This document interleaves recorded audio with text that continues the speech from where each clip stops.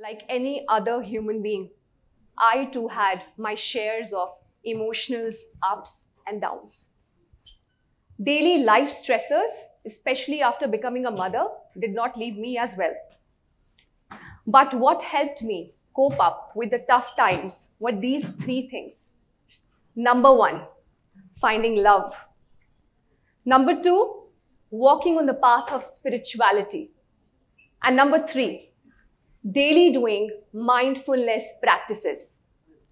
And as I stand here in front of all of you today, I'm going to talk about these ideas and how these three things can not only make our life better, but also can create a better world and a better planet where harmony exists. When people ask me that how do I balance my professional and personal life, I always say that balance is a myth. I am personally not a believer of balance. Sometimes in life, you cannot create a balance. Let's say, for example, our professional and personal life. Sometimes we need to prioritize the professional aspects, while on other times, the personal life needs priority. So what I do believe in, creating harmony by prioritizing what's in need.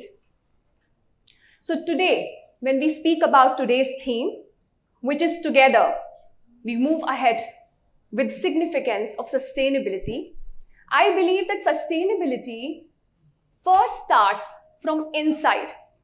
When we speak about making a better world to live in for the youth, we first start with creating harmony and sustainability within our minds and our spirits.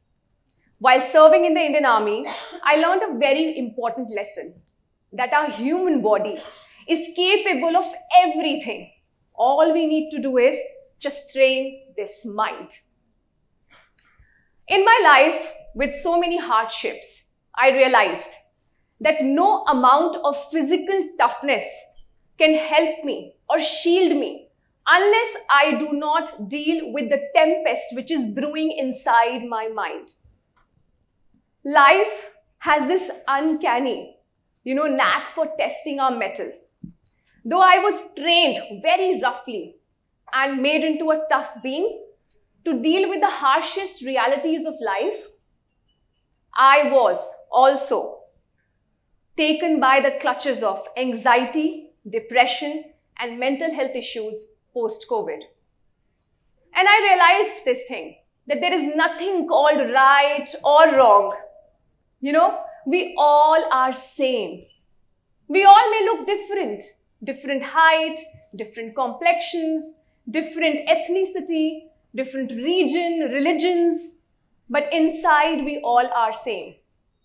They say that our blood is same, of red color. I say that our emotions are same. We all feel happiness. We all feel sadness. We all feel joy. We all feel euphoria. It doesn't really matter whether I've served in the Indian Army or someone is a civilian. Inside, we all are humans. Growing up as a young girl, I was this brave, resilient, rebellious, angry young woman who wanted to prove her mettle to the society. All I did was blaming everyone around me for my failures. I was born in a very conservative setup, and I always used to pinpoint people for their mindset because I comprehended them as wrong. But as I stand here today, I am that calm and composed woman who know that each being, whether a human or an animal, is unique. And we all are struggling in this journey called life. Now, as I moved forward in my life, I found myself in the deep clutches of anxiety and depression. And in order to deal with them, I started gathering material possessions in spite of going to the root cause, because I thought in my mind, come on, I'm an army officer. Nothing can affect me. That's the mindset and conditioning I got.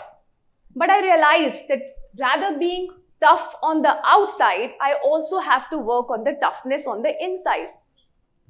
During very tough phase of my life, I started shopping a lot, finding pleasures in the outside world, gathering bags, shoes, nice clothes, going out, eating junk, just as a pretext that it is going to satisfy me and help me feel better.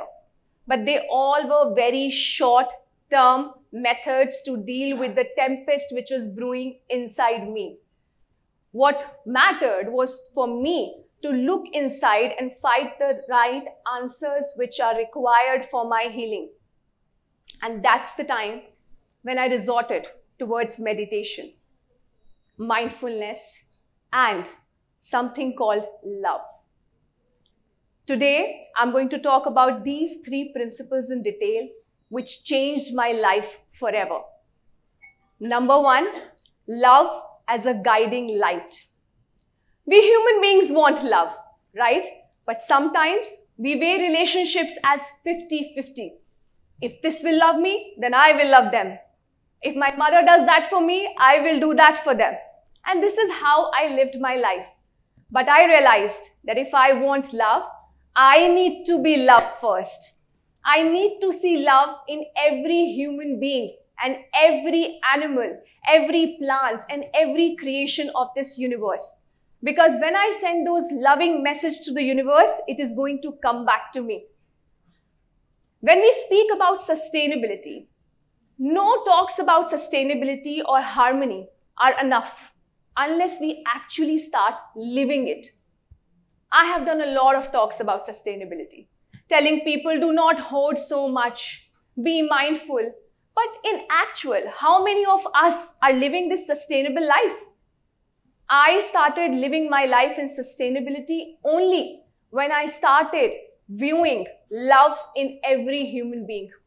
When I started actually doing mindfulness practices and when I went on to the path of spirituality. There are only 2 truths of life. Number 1, love. And number 2, death. I have seen death closely with so many of my counterparts in the Indian Army. But at the same time, what bonded them together was love. And I believe that all of us are capable of love. It connects us together. Love for every being will make us become sustainable and create harmony amongst each other. When we speak about spirituality, spirituality is not something very rigid. Spirituality is an open forum for all of us. Spirituality doesn't divide us into different beliefs. Rather, it combines us. It makes us believe that we all are coming from the same creation. We all are the part of the same universe, feeling similar things. Even though you have served in the military, you have served in any other good organization, or you are a civilian, we all are capable of feeling those emotions. And these are these emotions which connects us together as beings. And once we realize this inner power of us, that these emotions are valid, that's the time we can talk about real sustainability and real harmony. Knowing that every being feels pain. Every being is capable of love, whether they are an animal or a human, is something which will make us take conscious decisions. Sometimes I hear people saying, "Oh, you have not faced enough. See other people, they're facing so much more. Your pain is nothing. Endure it." But I believe that no pain is big or small. A pain is a pain. No matter you have not endured it, just because you do not understand the pain of others, it doesn't mean that's not a pain. It starts by understanding that problems can be there for everyone. If we cannot understand the pain of others, rather not comment about that. Something which may be small for you may be big for someone else. If you're not feeling the pain of the prick of the needle, doesn't mean that someone else will not feel it.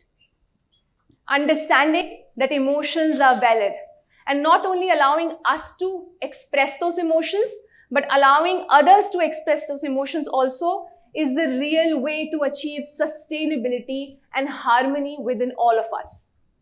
Spirituality connects us to the nature. While recovering from my mental health issues, I started going out for walks in the nature. Though I have stayed in very good cantonment areas with lots of nature around me, but I never viewed it the way I viewed it after my mental health issues. I started going out every minute for 10 minutes outside in a park near my house. And I used to sit quietly there, observing the trees, the plants, the chirping birds. And I realized that there is life everywhere. All I need to do is just see it from that view. It connected me with so much of love for everyone that automatically it started reflecting in my habits. Not that someone told me to be sustainable, but I felt the need to be sustainable. So in order to be sustainable and live a harmonious life, we need to live it every single day. Now let's talk about the third thing, mindfulness in practice. People say I'm very mindful. I do not waste water. I do not buy a lot of things. But what is actual mindfulness? Eating your food while scrolling through your phones, reels over reels, watching a Netflix series. Is it real mindfulness? What is real mindfulness? Real mindfulness is sitting with your plate with food in it, feeling every texture, feeling every bite, feeling every taste of it, and staying in the moment while having your food is the real mindfulness. When I'm speaking here on the stage, listening to me rightfully without using your phones and talking to each other is real mindfulness.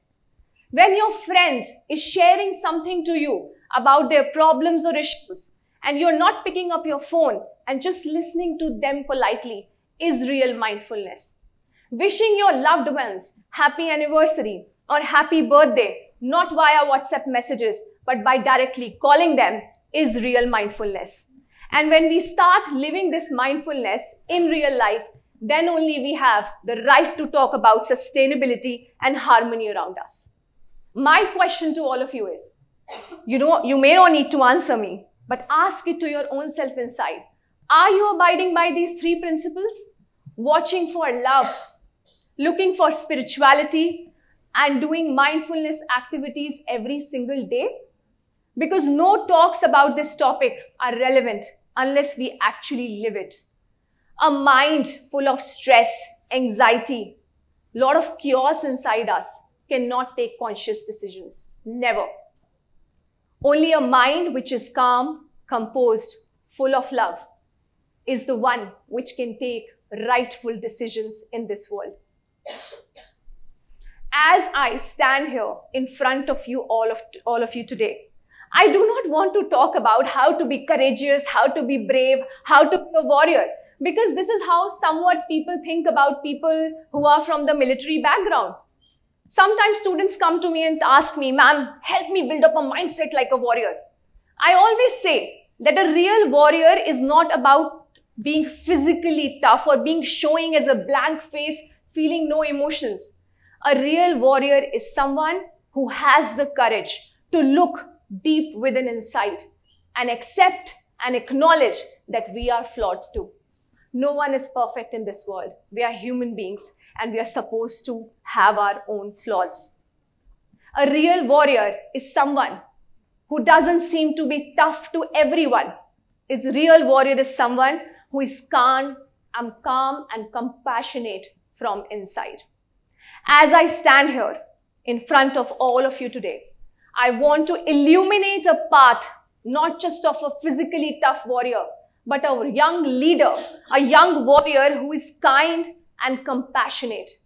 Together, as we stand here today, let's create harmony and sustainability first in our actions, then in reality. Thank you so much. Jai Hind.